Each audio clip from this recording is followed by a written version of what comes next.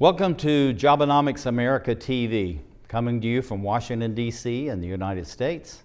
And we have the gentleman that's actually the president, he's the founder, and also the author of this incredible series called Jobonomics. It's about the all new green jobs to produce 20 million within this decade, and also the related jobs with that. It's Chuck Vollmer. He's sitting right beside me and is going to enlighten us about what is Jobonomics. But what we're leading towards is the COVID-19, the impact it's having on American society and the world, and really how Jobonomics relates to all of this. So Chuck, welcome to the Jobonomics America TV. Well, thank you, Sam. Glad to have you here. Say, tell us a little bit about what is Jobonomics? Well, Jobonomics was conceived during the Great Recession, and about the 2008 time frame. I was on one of the presidential campaigns. We're a bipartisan movement, so I'm not going to mention which side we're working on. But we started the movement about how do you mass produce micro businesses and jobs. We started with about 30 meetings on Capitol Hill, got nowhere with either the left or right, and then we went to the governors, then the mayors. And then about 5 years ago, we started working with community leaders, and right now we have about 25 chapters around the United States. We're launching internationally in North America, Mexico, Canada, Middle East, and in Africa as well.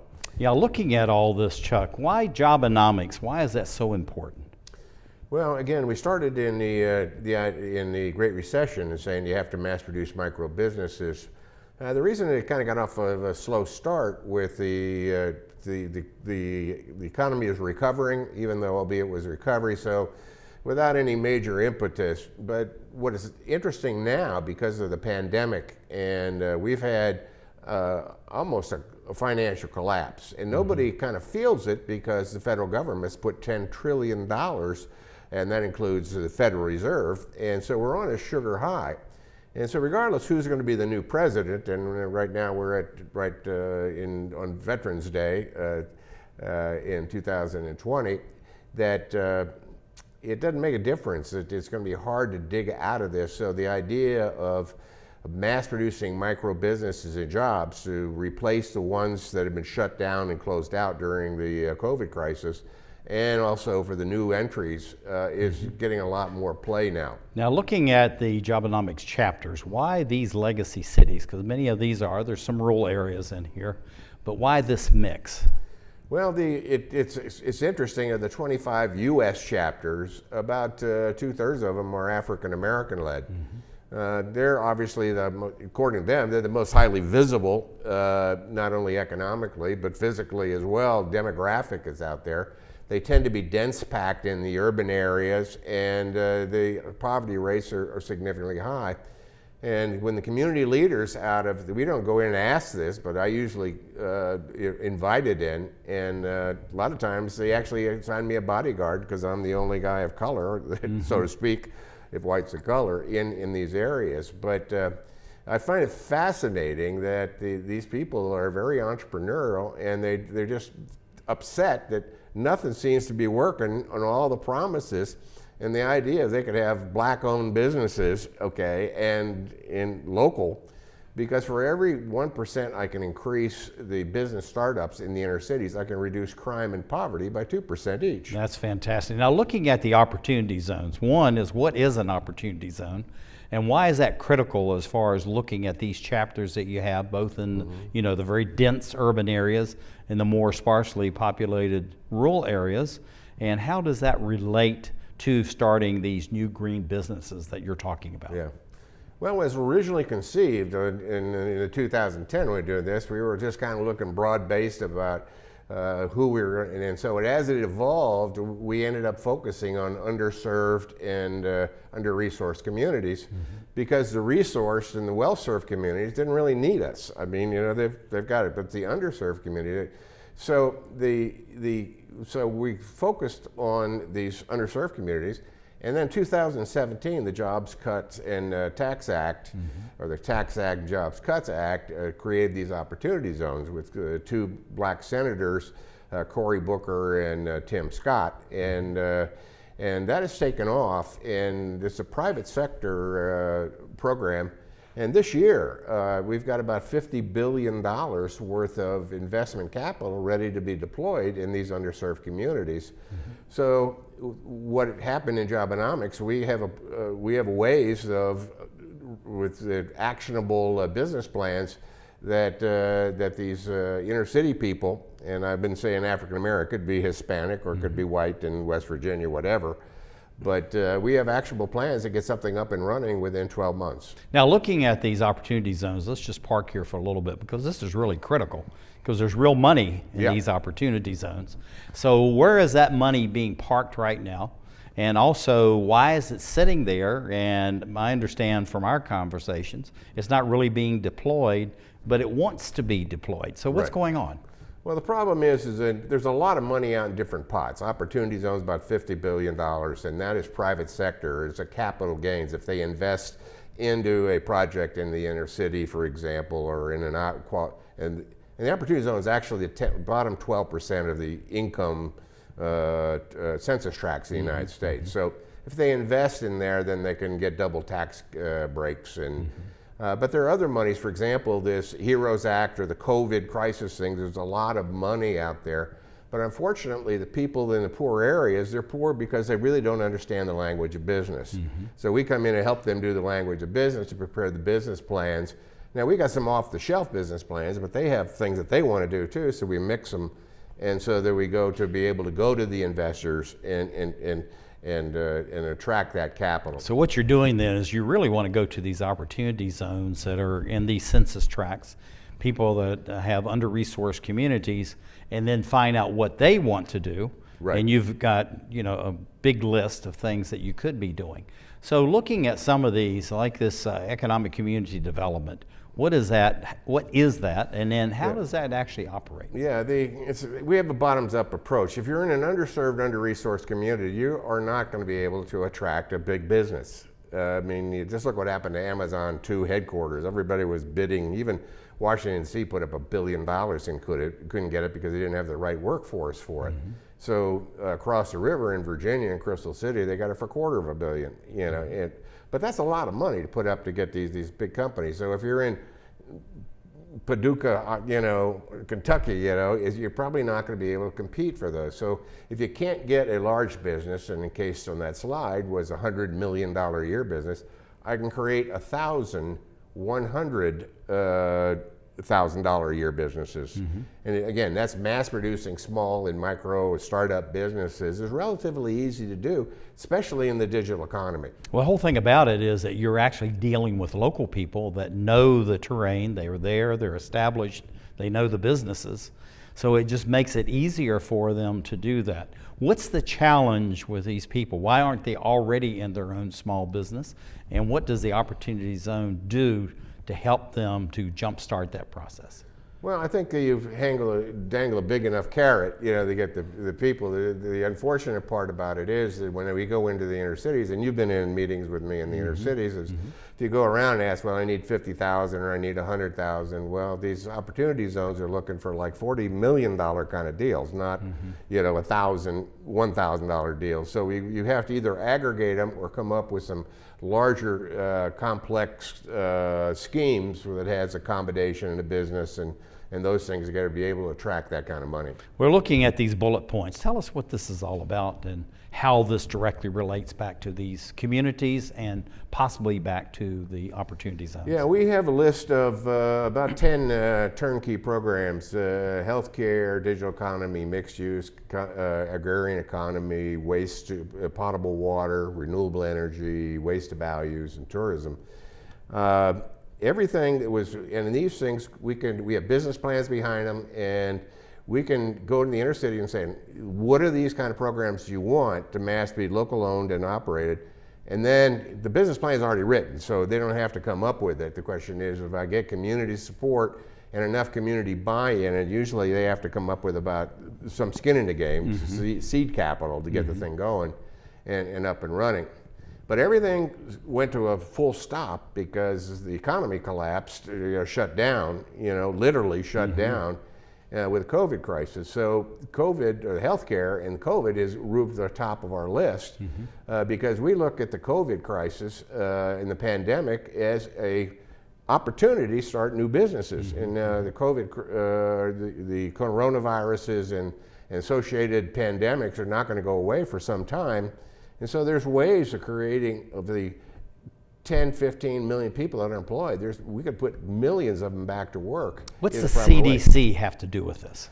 Okay, in the 5th of March, remember the things really started breaking at the end of February. The 5th of March, I got a call from one of our guys, and I'll talk a little bit more about it, from California. He says, hey, look, I've got this breakthrough technology coming out of China, and can you take it to CDC, because I'm on the West Coast. So I drove down from Washington down to Atlanta, went to CDC with an antibody test kit, okay, that had been used 100 million times. And this is in March, because the Chinese mass produced this stuff to shut down the virus in their country, and then we got a license to bring it over here.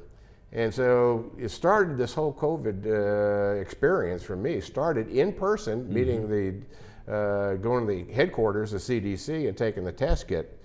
It's a real saga about how CDC and the FDA and how they got approved, but we'll talk about in the next segment. We've got about 20 different FDA approved products now. And what's interesting is the fact that we also have agreements, if the market will bear it, we'll mass produce it here in the States. So it's kind of a reverse technology transfer is what we're doing. Looking at COVID-19, we're going to go out on this because we're just out of time, but the Grim Reaper, is it? Yeah, well, it is. I don't think it is. The idea is that when, like Angela Merkel said, 80% of the Germans would be infected, and everybody freaked out. And then Governor Cuomo said 50% of the New Yorkers, and everybody freaked out. You know. And by the way, I've got my hands off to Governor Cuomo and President Trump, because these guys they jumped in the middle of this warfare and became highly visible. You may not like them, or you may have a lot of criticism, but the COVID crisis has been so politicized, shamefully politicized, against both sides. And it's been anybody that wants to stand up and take the lead, they just took a lot of grief. But we focus on the death rate, because everything else has been so politicized. The number of cases has been politicized, the number of hospitalizations has been politicized. We got 17 seconds. Where do you think this is going? I think that COVID is not going to go away, and we need a new strategy, because we do not have a collective strategy. We have a strategy called mitigation to slow it. We don't have a suppression strategy to knock it out. With Chuck Vollmer, this is Jobonomics America TV, talking about COVID-19, its impact on American society, where we're going in the future. Thank you for being with us as we create the American TV of Jobonomics.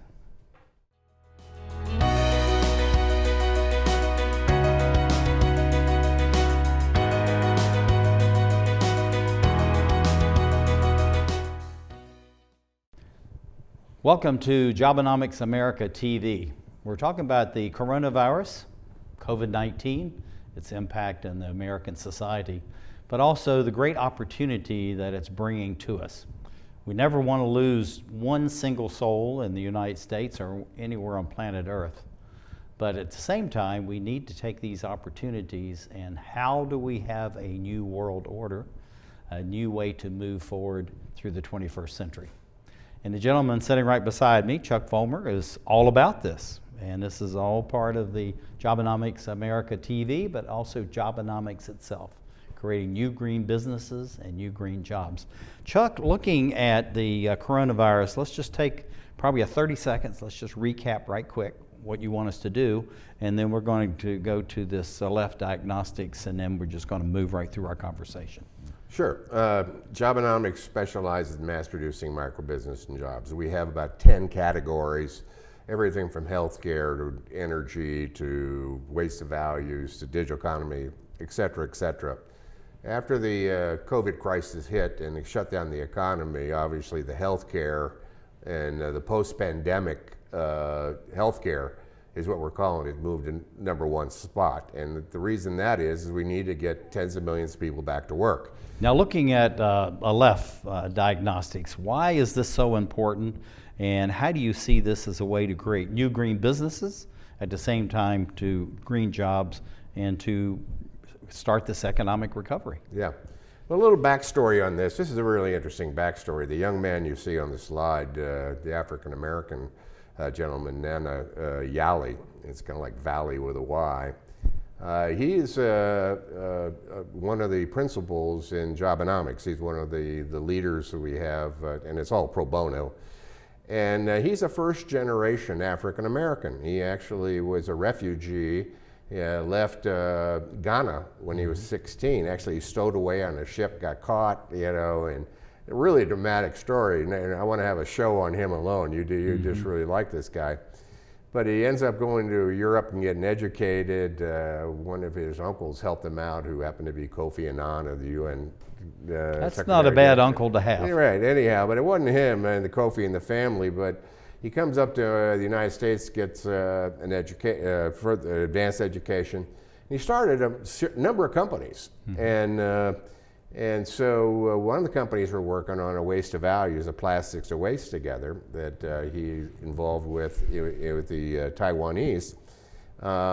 That he calls me and said, "Hey Chuck, I need you to join me on my new venture on the coronavirus." And he said a lot of the investors in my previous companies were Chinese, and they called me and they said excess capacity because of this COVID crisis. They seemed to get it under control, but they had excess protective equipment, excess test kits, and we're going to talk about all this stuff. And they want us to see if we can bring it, export it in the United States. And I said, I'll do it, in the caveat that we do a reverse technology transfer, because 90% of all the pharma in the United States is in China. And so we need to get some of that technology back, and then we, on the diagnostic equipment, we want to build it if we have a market for it. And so they went back, and the Chinese all said, yes, we agree with it, because most of the guys we're dealing with were publicly traded companies. So they're business guys. And so, but anyway, we created this company called Aleph Diagnostics. Okay, I'm associated with that. And the reason that Nana wanted to team with me, obviously because I'm so good looking and so young, and like my fighter pilot debonair, notwithstanding, he being an African American with my 25 chapters, of which 2/3 of them are African American, he really had a heart for what we were doing, working with the underserved communities. So looking at these underserved communities, and he was talking about these 25 chapters you have, about 2/3 of them are African American. So why would he say, okay, these may be target areas that we want to think about, maybe for manufacturing, maybe as a base for warehousing? There's many green jobs that come out of that. But looking at that, how does that relate directly to having this nationwide coverage and possibly even exporting this around the world in rural needed countries? Well, there's a lot of ways to answer that question. Is first of all, in the inner cities and the inner resource communities, the rate of infections are 5 times higher in the Latino and the African American community than the white community. I think it's the nature of the business that they do. They tend to be more high-touch businesses. They tend to be just a little bit more distrusting of the government, and so they don't do the social distancing and the types of things that. And the other thing is they tend to wait too long, and then they get into the hospital. And if you get in the hospital with COVID and you need a ventilator, 50% chance you're going to die. And so you got to get it early, okay, to be able to do this. So. The other thing is that there was Opportunity Zone funding in the areas that we could use, and the other thing is we're going to need armies of guys to do the testing and the vaccines and stuff like that. And what a better way to put these people back to work or for the first time actually going to work. Yeah. So looking at these test kits, what are the test kits and why are they so important? Yeah. Now testing is. You've got 3 types. You've got the molecular tests, which is the PCR tests, or the ones of the nose swabs. And the United States went to the nose swabs, particularly for the reason that a lot of the stuff was manufactured locally. It was a political kind of decision. You know, Abbott Labs and those other labs, they had these types of equipment. Unfortunately, the false positive rate is in this, 70 to 90%. So, and so It's horrendous. right. Default. Then there's the antibody test. The antibody tests are a finger prick test, and their reliability rates in the high 90s. But people were afraid of getting a finger prick, but actually they find out that pushing that nose swab to the back of your skull, it hurt more than getting your finger prick, like a diabetes test. But the antibody test tells you whether you had it or whether you had it. Okay, and then the new one is called antigen test, and we have all three of them as I started. And the antigen tests are the very inexpensive. They're $1 or $2, and you can spit on a piece of paper, kind of a litmus paper test. And the reliability is very low. It's like 50%, but it gives you a first cut, And what countries are doing, like New Delhi, tested 29 million people in 1 week or 10 days using antigen tests. Yeah, and so and that's amazing. Of course, again, that's the first blush. But if you catch 50%, that's a huge number. Right, and then then you move to the PCR test, and then you do the antibody test. Now, the PCR tests are really important right now, but in the future, tomorrow, in 2021, the antibody test, because when everybody's been sick, and they're going to be immune for a certain period of time, and immunity is right now about 5 months once you've been sick. So the question is, in 6 months, are you still immune or not? So people are going to want to take a test, say, hey, I'm still immune, And so it's a composite of what you're doing, not only a test, but then the diagnostic equipment is, you got the slide that, you can show on the diagnostics is what's next. Now, looking at this lab on a chip, why is this so important, and how does this really accelerate the testing in the United States, possibly around the world? But at the same time, it allows us to really find out who's ill and who's not. So you're not spending a lot of extra money for people that either have already had it, they're well, they're back at work, whatever they're doing, and the ones that really need to be helped, and then take them out of general population and take care of them. Yeah. As we're going to talk a lot more in the next segment, the lab on a chip test is going to be really important because we're entering a time it's called the twindemic. The twindemic is not only the coronavirus, but the influenza, because they present the same.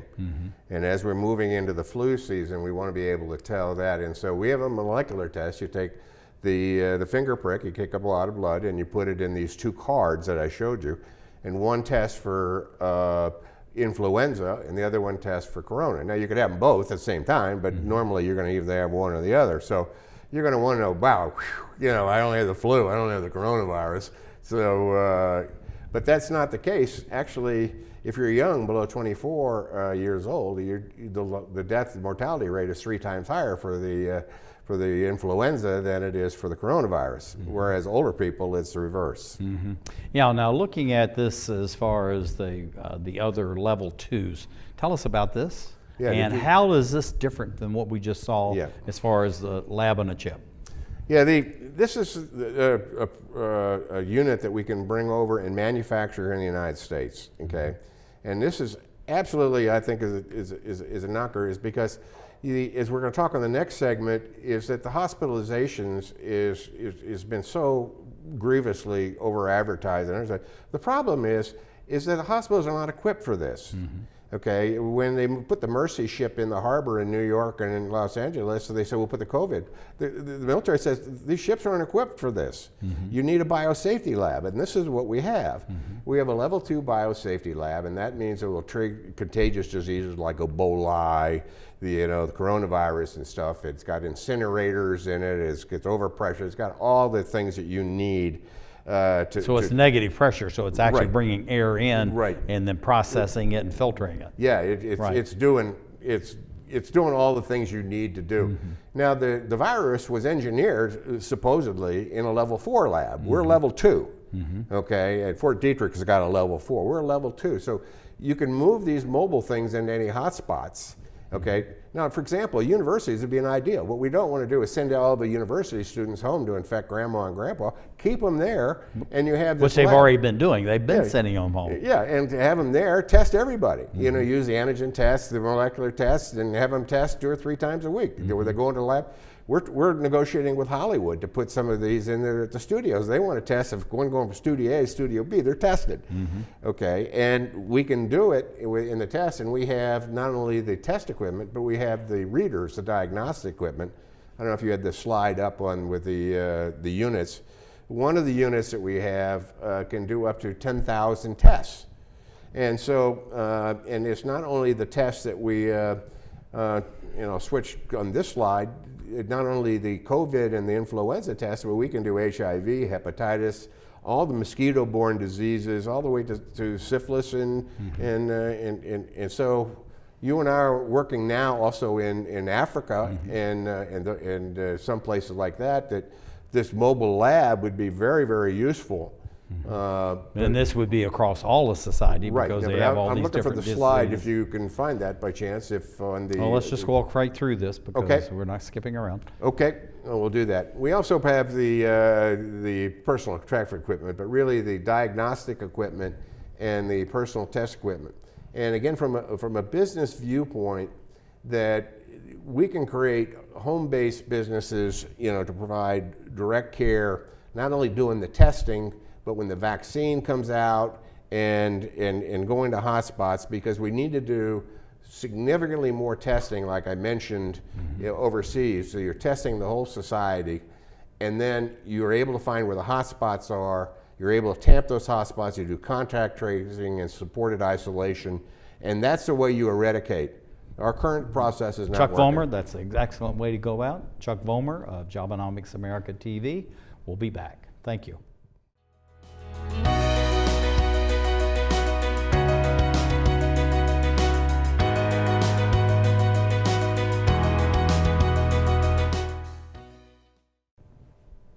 Hello, I'm Dr. Sam Hancock, the executive producer and the host for Jobonomics America TV.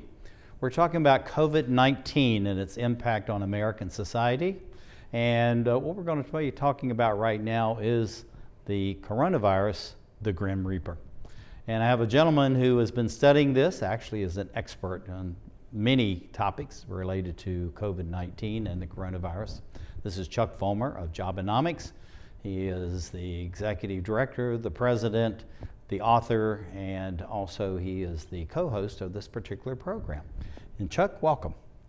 Thank you. Glad to have you here. Say, looking at the coronavirus, we hear everything every day, about what it is, what it isn't. Some people saying it really doesn't exist. Yep, deaths keep spiking. More people are ill. So tell us about this, and why did you select this topic? Is it, with a question mark, the Grim Reaper? Well, we wrote. I carried the first test kits down to CDC headquarters on the 5th of March. We started a company called the Left Diagnostics. And to be able to put people back to work, okay, and you got to be able to see if they're clean, from the virus, or know their status to be able to get them back to work. On the 6th of August, I wrote a treatise about a 28-page report on is COVID the Grim Reaper? And our position is no, it's not the Grim Reaper, albeit that we have lost about 240,000 people, which is huge, but they were advertising a heck of a lot, more than that. So the problem that we've seen, and we're going to talk about these segments here, is the fact that all the coronavirus has really been politicized by the left and the right, the media, and so whether you've got hospitalization, positivity rates, all the things that people are afraid now. And you see what's going on in the schools. People are just terrified of what's going on. There's only one real solid metric that is out there, and that's the number of deaths.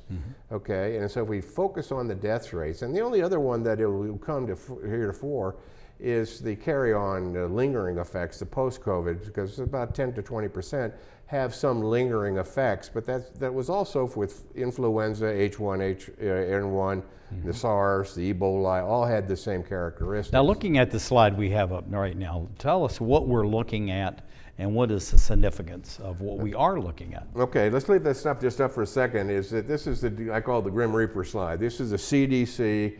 It's a provisional death count. The provisional death count is the ones that, no kidding, that they've got the death certificates in hand, all the rest of that. So, it lags a couple of weeks to the things, but this shows 3 humps. The peak in April was 17,000, and then we peaked again at 8,000. And we're kind of starting up a new peak at about 4,000. This is deaths per week, and it kind of flattens the curve. And you see the dotted line, you get data coming in, but it really isn't, been certified. So to date, as of 10 November, we've had about 220,000 deaths. And if you try to normalize that over the whole year, using this date and the last 4,000 deaths per week for the next 7 weeks that we have in the year, we're looking at 250,000 deaths. Okay. Now, looking at the death count, why is that so important, and what is that really telling us beyond all the other statistics that we keep hearing about? Okay, this slide here is from the European CDC. I'd look at our CDC and the European. This is a daily. The one before was a weekly, and you see the peaks, and these are dailies. What's alarming on this one, if you look at the very last thing, the 1432, we might be starting a new peak. Okay, you see it goes up and down, up and down, up and down. But this peak of the 1420 is a little bit alarming because we're moving into a period called the twindemics, and we'll talk a little bit more about that. Using this data, we're looking at right to date is about 240,000. If you normalize it over the year, they're saying about 310,000 deaths. So the CDC kind of numbers and guesstimating the end of the year, we're somewhere between 250 and 300,000 deaths. Yeah, that's way too many, but the fact is that, we have those through influenza, as you say, the flu of all kinds, and many other kinds of diseases. So as far as the COVID-19 and deaths, where is this? Where are we now in the midst of all this? Yeah, first of all, we had this slide up. This one shows where the deaths, about 65% are in hospitals, about 25% are in nursing homes, and it's important to know where it is, and then the other ones are 10%. So we really need to focus the statistics on the nursing home. And by the way, the nursing home, there's not really much data out there. We're really talking about hospitalizations. But the deaths by age is the next kind of important slide, and this is kind of critical. Here is the age groups, from 1 to 85 plus. And I break it into 3 categories: youth, working age, and the elderly, the older and elderly. I don't consider myself elderly. If you're under 24 years old in the first group, you have less than 0.2% chance of dying from this thing. But if you're over age 55, your chances of dying from this is almost 92%. And the working age is about 8%. So, we really need to focus on age-related type of things, and whether they're in hospitals or in nursing homes, and where that. And so, when you're talking about isolation and shutting things down, you really need to shut down the older people. Okay. Which is what they done in Denmark and Sweden, places like that. And as far as the schools and stuff, you really don't need to shut down, because I'll show you the next slide is that this thing is become so, fear-mongering has gotten so bad, the poor teachers don't know whether, like the sign says, I can't teach, my students can't learn from the grave. Okay, the one on the right says, I wasn't born to be a martyr in this job, and I can't teach from the grave. And so the idea is that these kids, the young ones, they got 1/7/100,000th of 1%, so they're not. Now the 24-year-old is still less than 0.2% of 1%. Now, so the younger teachers can teach, okay, and in there. Now for the older teachers, you may want to do some social distancing or tele-education and that type of thing. So then the next argument is, well, you don't want to, these kids are getting infected and they go home and infect the older people. Well, in grade school, most of the parents are in their early 20s, so they're really pretty low risk. You really got to worry about the grandparents. But what a better place to find this out if we do mass testing, especially like the antigen testing. You spit on a piece of paper and stuff like that. Kids can spit on a piece of paper all day, and we'll know who has got got some symptoms. If they got a temperature, they got a cough, they can, even on the ones that are asymptomatic, we can test. And so, we really don't have that strategy. For grade school, the grade school kids are 3 times likely to die of the flu than they are the COVID, but we don't shut the schools down when the flu hits. All right, looking at this next chart, what is this really telling us and why is it so important? Well, again, putting it in perspective, if we had the 1918 swine flu or whatever that killed 1/3 of the population, that's one thing. But this 250,000 deaths, is in related is about 1/3 of what the heart disease and cancer is a year. Now, people say that's apples and oranges. Yeah, it is in some ways. But if we get the vaccine, then this COVID is kind of a one-time deal. The line that was below that was all the other respiratory infections, not only the influenza, the emphysema, the asthma, the pneumonia, kills about a similar amount of people on a yearly basis as this COVID crisis has done this one year. So it just puts things in perspective and keeping it. Now, the next thing, as you've shown, is the cases. Now, this is the most overblown number. Its Jobonomics position is about half the country has been infected in something. Yeah. Most of it. And I've had that question many times. You say, well, if someone gets affected around you, I said, everybody has been exposed to it. Yeah. And everybody may be affected by it because we all carry these various diseases in us, cancer and everything else. Yeah. And so we just have to know it's out there. Now, how do we take care of it and what do we do? Yeah. So we can get that back if you can bring that up, but the thing is, it's interesting. So the number has gone vertical. Now, the press said, well, the president said that, we do, testing, and it's not all due to, well, we need to test everybody, okay, and as much as things. So the more you test, the more you're going to find, okay, and then there's positivity rate. What percent of the tests are positive?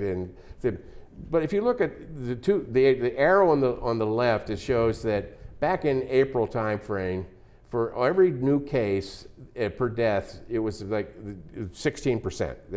Of all the new cases, 16% of the people would die. Today, even though the new peak is up to about 140,000 people, 150,000 people, new deaths at 1,400 is only 1%. Okay, it's 1/16 the death rate. And that's important to know because we've got the therapeutics, we know how to get people into the hospitals quickly, we know how to treat them, we got convalescent plasma, we've got oxygen treatment, we've got blood thinners, we have different protocols and stuff, and so the death rate is really, really been tamped down, and that's the really important thing that we need to do. And if people are convinced that you're not going to die and you're just going to be sick, and maybe you could be sick, like half of the people are sick and they don't even know it, okay, because they're asymptomatic. And so at the end of the day, that's an important statistic to know. Looking at the nation, though, and all these, it looks like the whole country is lit up almost. What is this telling us? Or is this telling us anything? It tells us a lot. It shows us that it shows this chart on the right says, look how much for 1 April the testing we've done. We're doing 1.4 million tests a day. Well, the Harvard Global Technical says we need to do 4.3 million, so we're only doing about a quarter. The map shows where the areas are, and right now that map changes, and right now it's shifted from the coastal areas to the Midwest. The testing has been totally inadequate, okay? And so you don't know, if you don't test it, you don't know where the hot spots are. Now, why are we not testing? What's going on? What's the dynamic of Well, that? the whole next segment's going to be about that. Is right now we have a mitigation approach, okay? Mitigation means slowing, okay? Where other countries have a suppression approach. That means you test everybody, okay? Mitigation approach says you just test people that have symptoms.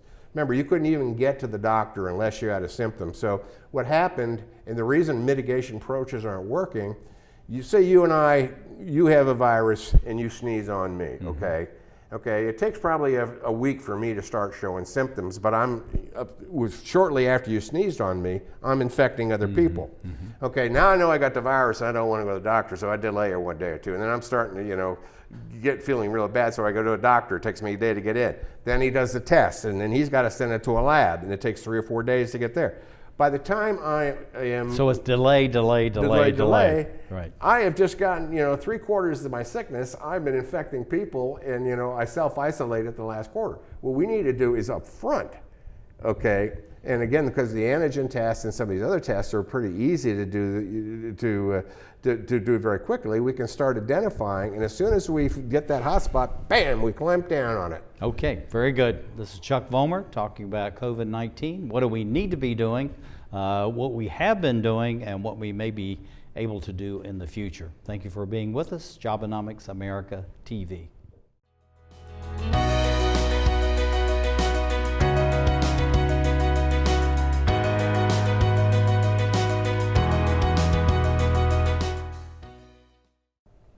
Hello, I'm Dr. Sam Hancock of Jobonomics America TV, coming to you from Washington, D.C. in the United States, executive producer and the host. I have Chuck Vollmer sitting right beside me. He's an expert as far as the coronavirus and COVID-19. We've been talking about what is the impact on society? Do we need to fear it?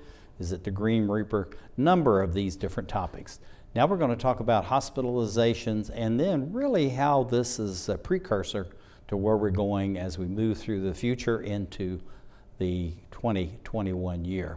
So Chuck, tell us a little bit about why hospitalizations are critically important. We need to understand it, and how can people take that and feel like they actually have some real data, some real information they can use for their own health. Yeah, well, hospitals are important. They've been well overblown in this fear mongering that has gone on with the media, and again, it's been politically motivated on both sides. Okay, and so it's unfortunately, hopefully, with elections over now, that this will tamp down and get down to more realistic. But our position is the only really reliable number is the death count, especially the provisional death count. We talked about that in the last segment. Then the new test case is that's a bogus kind of a number. You know, everybody's screaming, man, it's gone up to 140 million, up from 30 million over the last.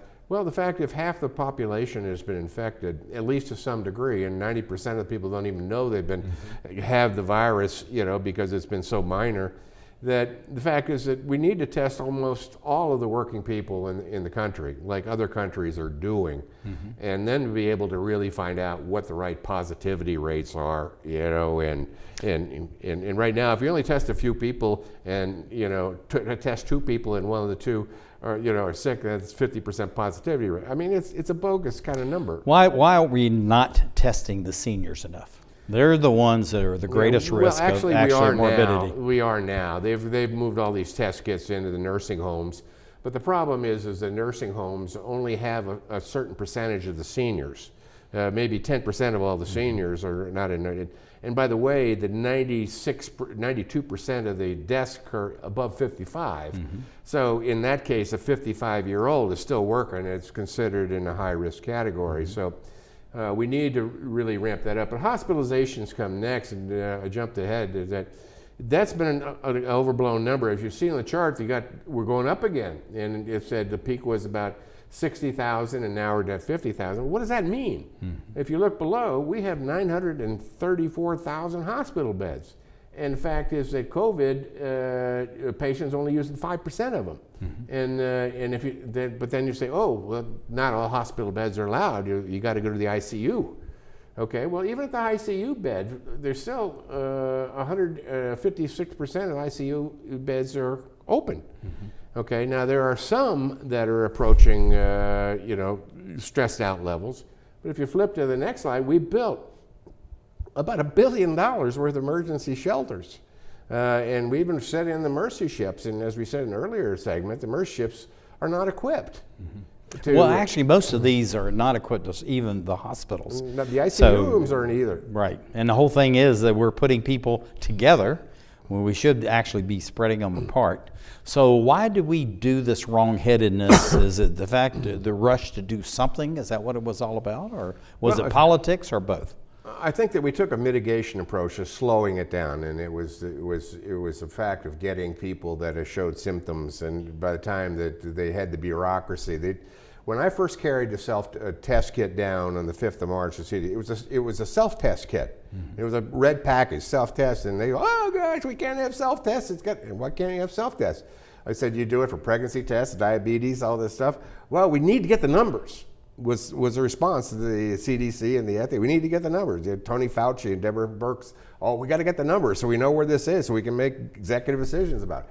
But the fact is, in the future, after we get into next year, and a lot of people have had it, and then the question will become the immunity. Am I still immune? They're going to want to have a self-test. You'd go at Walmart, get the... So it comes full cycle, so you self-test. They don't want to do it. Now we're back to where we really need the self-test. They have influenza self-test, so why don't we have, the COVID self-test? But anyway... The twindemic, what is that, and why do we really need to know about it? That's a big deal. The director of the CDC director, Redfield, said, since the influenza and the COVID present the same, cough, fever, temperature, that type of activities, it's going to be hard to tell the difference. And what they don't want to go back to the hospital, anybody get the touch of the flu and they all run down and think they got the COVID. Which is probably going to happen. It is going to happen. Yeah.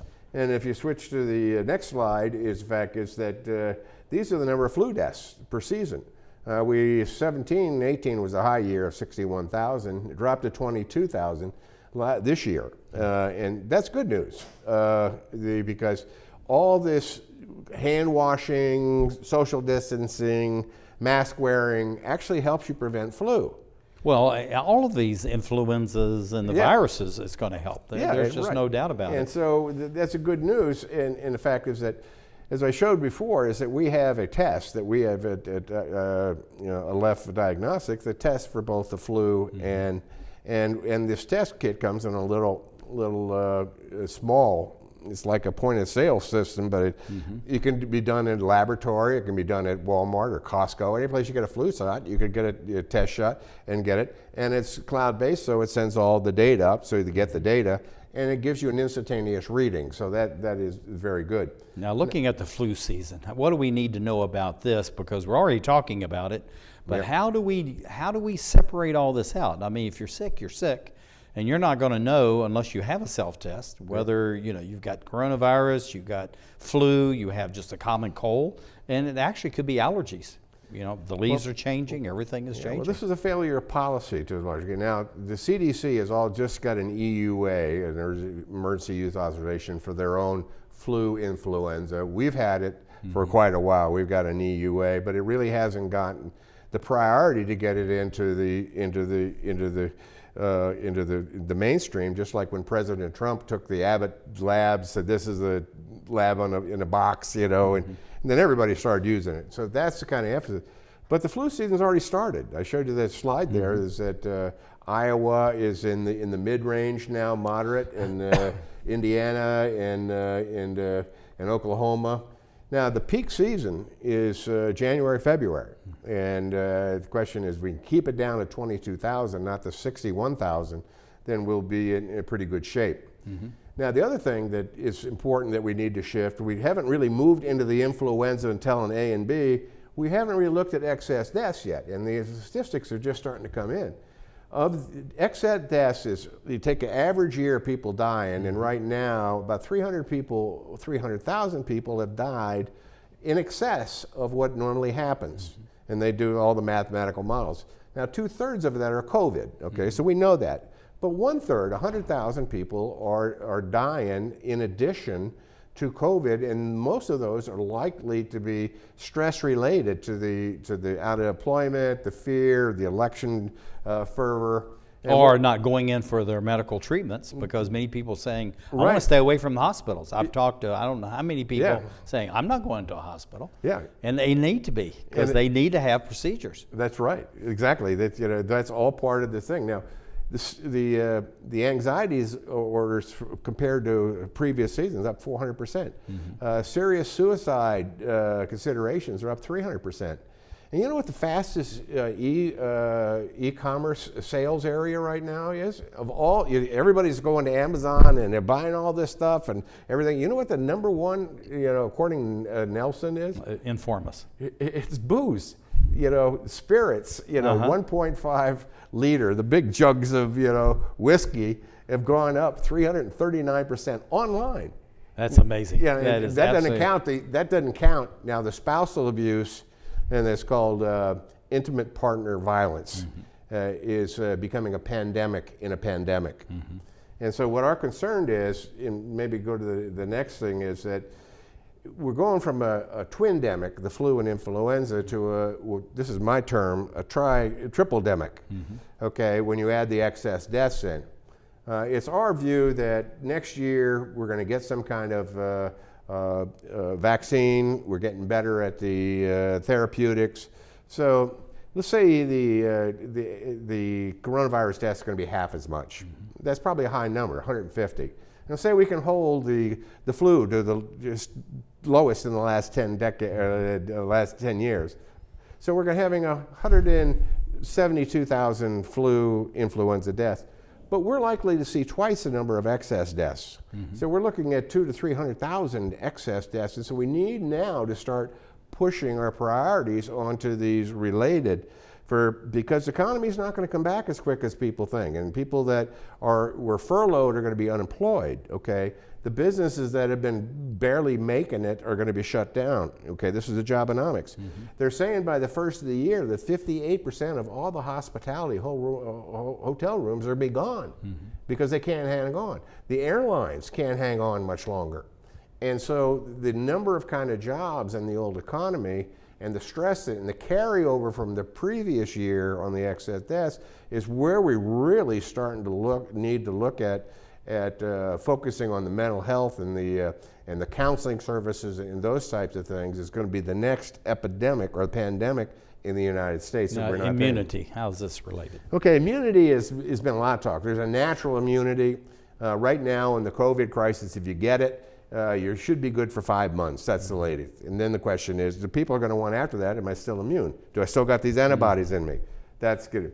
Now, sterilizing immunity is what the media and the politicians have been advertising on these vaccines. 90% effective, okay? That means, now in case of measles and smallpox, it's had lifetime. It's called sterilized. Once you got it, sterilized, don't come back. But this is a coronavirus. Coronavirus is from the Coles, the MERS, the SARS family, and even the flu. You got a flu vaccine, if you get type A and you get a type B flu, it doesn't work.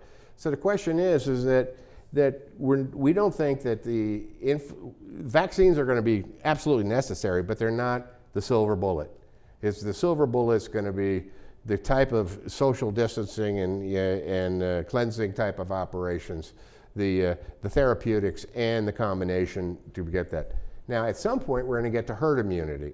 And it was usually when the population gets about 50%, that means the virus needs hosts to get. And if enough of the hosts are immune, it runs out of carcasses, you know. And usually what happens is the next generation, the next thing becomes more contagious but less lethal. Well, to us, that's okay because we get more herd immunity and we get less deaths. So at some point, you know, this is going to get to where 70, 80% of the people have had these things, the antibodies are in there, and it just burns out. Got about 30 seconds. What's the new normal? Okay, the new 30 seconds. The new normal is that society has changed economically, socially, religiously, militarily, and the fact is that viruses are not going to go away, okay? That vaccines are necessary and sufficient, and self-testing is going to be the new frontier. And we got to figure out a way to put people back to work, okay, in an aggressive. Because if we don't, what you're going to do is you're going to solve the coronavirus pandemic, but you're going to have an excess deaths pandemic that's going to make the coronavirus look pale.